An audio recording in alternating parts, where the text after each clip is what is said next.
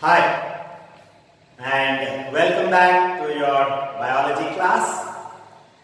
Today, we are going to start with another major chapter of your 10th standard, and that is how do organisms reproduce? Well, reproduction is not a life process actually. I told you earlier, life processes are those which without them the organism cannot live, like respiration, digestion, transport and excretion. Those are life processes. But reproduction is not a life process. An organism does not die if it does not reproduce. Then why do organisms reproduce? Because reproduction is a very expensive process. Lot of energy is spent. Then why should an organism reproduce though it's not a life process for it? Think about it. Right. An organism which is born has to have its duty to extend or increase its progeny. So increasing its own progeny is the duty of the organism by itself. Therefore, organisms reproduce. So in this chapter, we are going to understand how organisms reproduce. The whole chapter is divided into different parts, 4 main parts. The first one is the asexual modes of reproduction.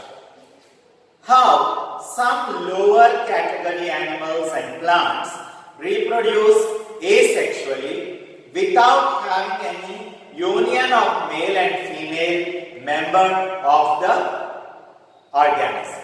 Right? So without the union of male and female member or without the union of the male gamete and the female gamete or without any fertilization, when reproduction occurs, we call it as asexual reproduction.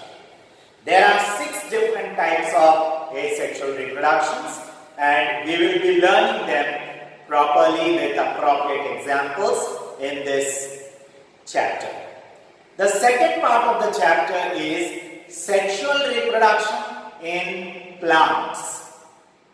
In this, we are going to understand the sexual organ or the reproductive organ of the plant, that is the flower, the androecium and the gynoecium, the components of it, and then we are going to understand the process of fertilization in plants and how the formation of seeds occurs. The third part of the chapter is sexual reproduction in animals. In that, particularly we are going to stick to the sexual reproduction in humans. That is, we are going to learn the male reproductive system, the organs associated with it, and the names of the different parts and the functions of the different parts. The female reproductive system, the organs associated, the names and the functions of the different parts. And then we are also going to see a little about the union of the male and female gametes, the sperm and the ovum. What happens to the female body when the egg is not fertilized? What is the menstrual cycle? We are also going to study what happens when the egg is fertilized and how pregnancy moves ahead. Okay, so that is about sexual reproduction in animals. The fourth and last part of the chapter is going to be about reproductive health in animals. That is particularly humans.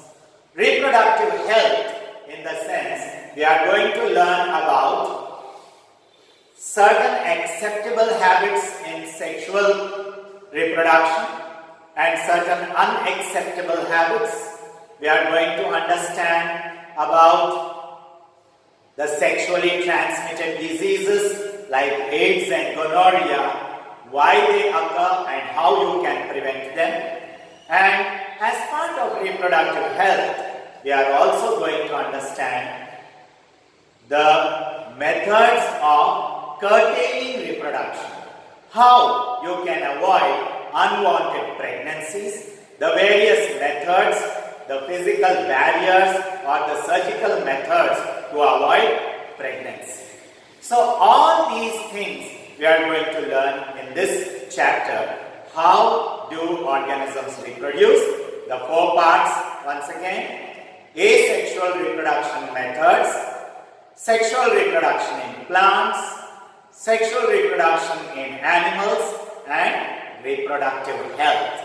The chapter is quite elaborate and big, and there are so many new biological terms to be known and studied. So, particularly students find it difficult with the spellings. So please do learn the vocabulary very well, which I will be posting every day to you. Those spellings be well versed with, because by the end of the chapter you will have a huge heap of new words to be learned. But don't worry, we'll go slowly and steadily with it. Tomorrow in the next class, let us start with the asexual modes of reproduction. Fine?